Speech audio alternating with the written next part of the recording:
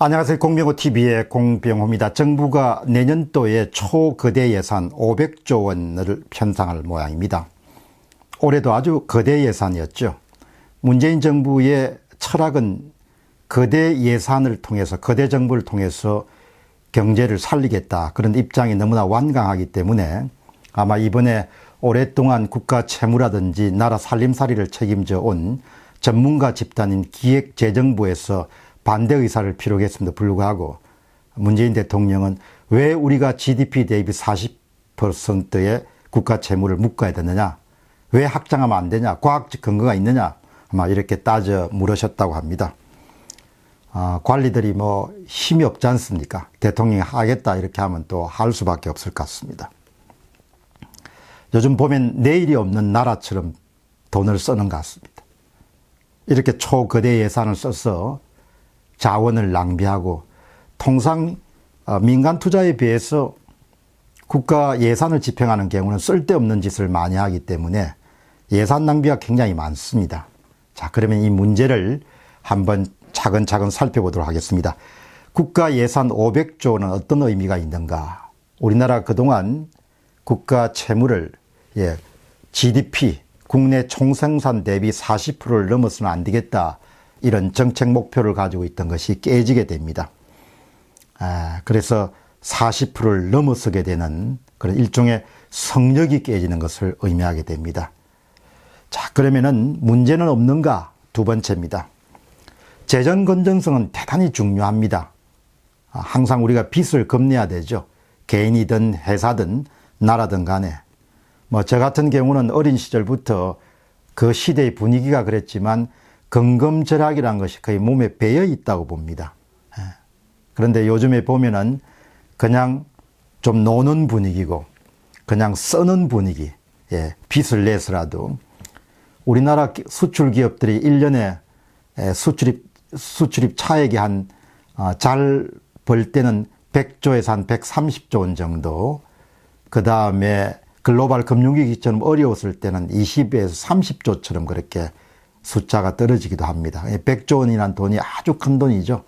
나라가 500조 원 정도를 그렇게 처분하는 것은 엄청난 겁니다. 우리나라 수출입 차액 같은 규모를 100조인 점을 염두에 두면은. 근데 어떻든 빚을 두려워해야 되고, 외환위기 때 우리가 경험했지 않습니까? 빚진 죄인이란 말을. 그런데 500조 원 정도를 편성하게 되면 확실한 것은 수입보다 지출이 많다고 합니다. 그러면 지출이 많으면은 그 차액은 아직 태어나지 않은 다음 세대의 빚을 넘기는 거죠. 국가가 비상사태도 아니고, 대공황처럼 굉장히 어려운 상황도 아닌데, 지금 세대가 돈을 쓰겠다고 생각해서 자기들의 지출이 수입에 못 따라온 분만큼은 그냥 후손들한테 너희가 갚아라, 이렇게 하는 것이 옳은 일이 아니지 않습니까? 나는 어떻게 우리 세대가 이렇게 옳지 않은 일을 하는지 이해를 못 하겠어요. 문재인 정부가 왜 올바른 일을 안 하는지 이해가 안 갑니다. 당연히 수입에 비해서 지출이 크면 지출을 줄여야 되죠. 수입 내 지출한다는 것은 모든 경제 주체들에게 주어진 의무죠. 무슨 권리로 다음 세대한테 빚을 넘기냐 이야기죠. 어느 아버지가 다음에 자식들한테 자기가 돈 쓸 거를 다 쓰면서 그 빚까지 자식들한테 남기는 아버지가 세상에 어디 있습니까? 있을 수 없는 일이죠. 제가 갖고 있는 경제상식은 꼭 경제학이라는 이런 걸 안 배우더라도 당연히 자기 수입 내에서 지출해야 되죠. 나라라고 무슨 예외가 있겠습니까? 비상시국도 아닌데.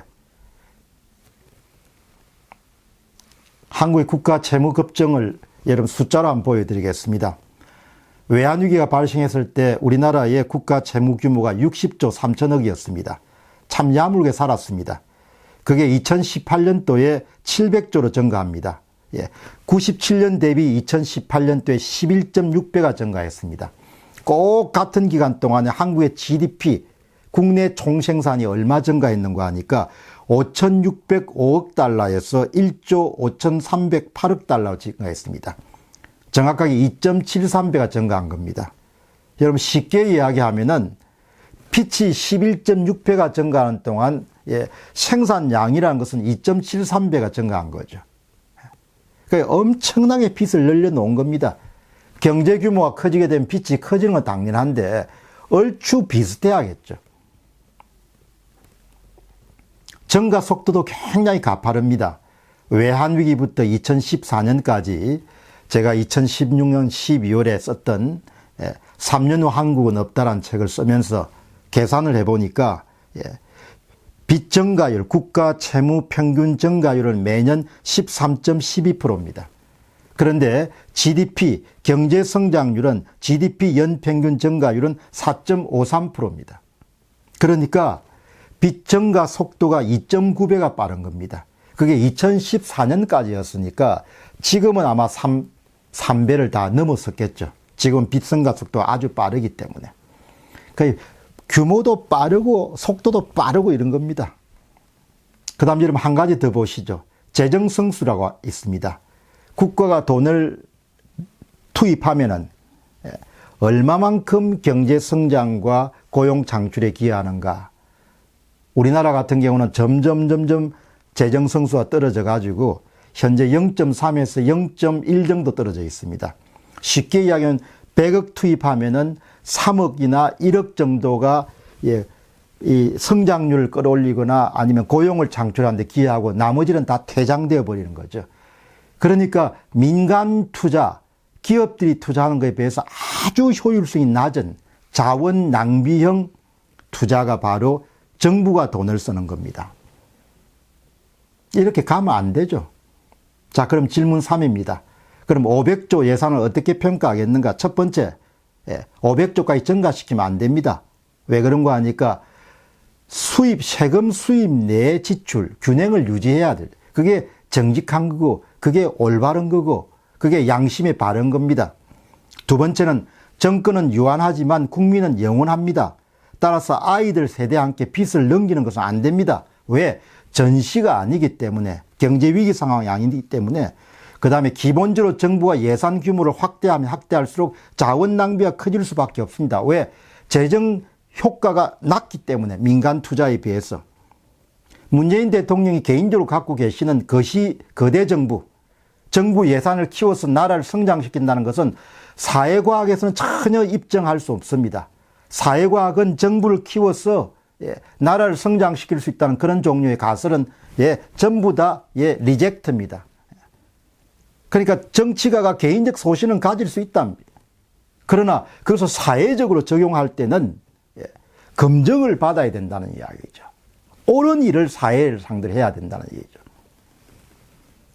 그리고 이렇게 빚을 늘려가는 것은 정말 앞으로 역사에 죄를 짓는 일입니다.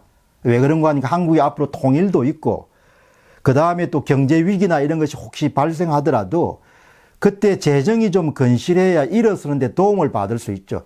평화시에 다 닦아 써버리면 어떻게 되냐 이야기죠. 닦아 쓰는 것도 안 돼가지고 빚을 끌어다 쓰겠다 하면 어떻게 할 수 있냐 이야기죠. 옳은 일이 아닌 거죠. 미국의 아이젠하워 대통령이 평가를 높게 받습니다. 왜 그런가 하니까 본인이 군인 출신이지만 집권했을 때 군사 비용을 늘리는 것이 아니고 아주 축소를 시켰습니다. 아이젠하워 대통령이 아주 잘 아는 군사 비용을 늘리지 않았습니다. 자기가 좋아하는 프로젝트를 수행하는 것을 펫 프로젝트라고 이야기하더군요. 그래서 후세 사가들이 아이젠하워는 펫 프로젝트를 좋아하지 않고 나라가 필요한 것을 자기가 좋아하는 것을 한 게 아니고 나라가 필요한 것을 집행했다 해서 굉장히 높게 평가하는 것이죠. 빚을 이렇게 크게 키우면 안 됩니다. 여기 하루 살고 말 게 아니지 않습니까? 우리만 살고 갈 게 아니잖아요. 어느 아버지가 자기 돈 쓰겠다고 다음에 빚을 떠넘깁니까? 길게 봐야죠. 또 어디 가서 급정 꾸으러 다니고 이렇게 해서는 안 되지 않습니까? 나라가. 이런 점에서 보면은 우리나라가 지금 이렇게 예산 규모를 키워가는 것은 정말 시장에 역행하는 것이고 기본적으로 올바른 정책이 아닙니다. 공병호 TV의 공병호였습니다. 감사합니다.